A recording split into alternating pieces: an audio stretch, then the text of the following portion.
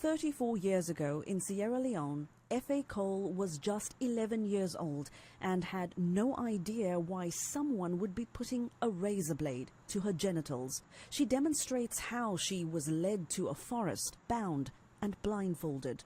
2 or 4 of the women held me down. They spread my legs open and pinned me down. And then the woman who was the cutter, she sat on my chest. And so she started to cut my clitoris. I began to fight and scream and wriggle under her, just looking for somebody to help me, somebody to come to my rescue. Cole recalls days of excruciating pain, followed by years of wondering why.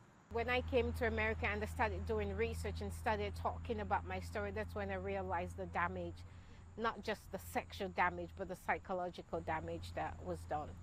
Cole now lives in Washington and campaigns to end female genital mutilation in the US and Africa.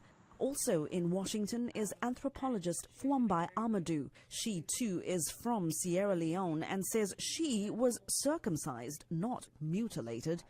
She was an adult and says it is a rite of passage into womanhood in Kono culture. She believes anti-FGM campaigners are putting African cultures under siege.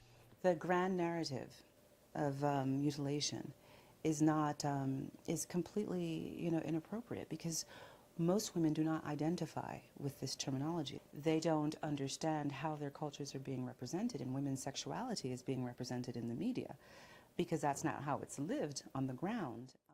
It's a practice with often serious medical consequences.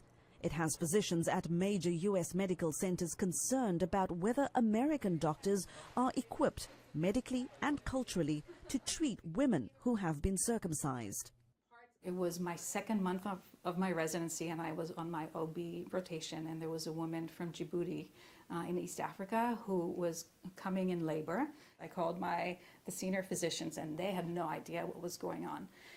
The bottom line is a lot of doctors don't know what to expect, don't know how to manage these types of emergencies. That experience inspired Dr. Ronit Mashori to teach other doctors about FGM, especially as they treat more immigrants from Africa, Asia and the Middle East.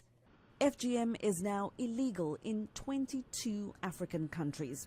A federal ban was overturned recently in U.S. court, but it is still prohibited by state laws in nearly 50% of the country. Heidi Adams Fitzpatrick, VOA News, Washington.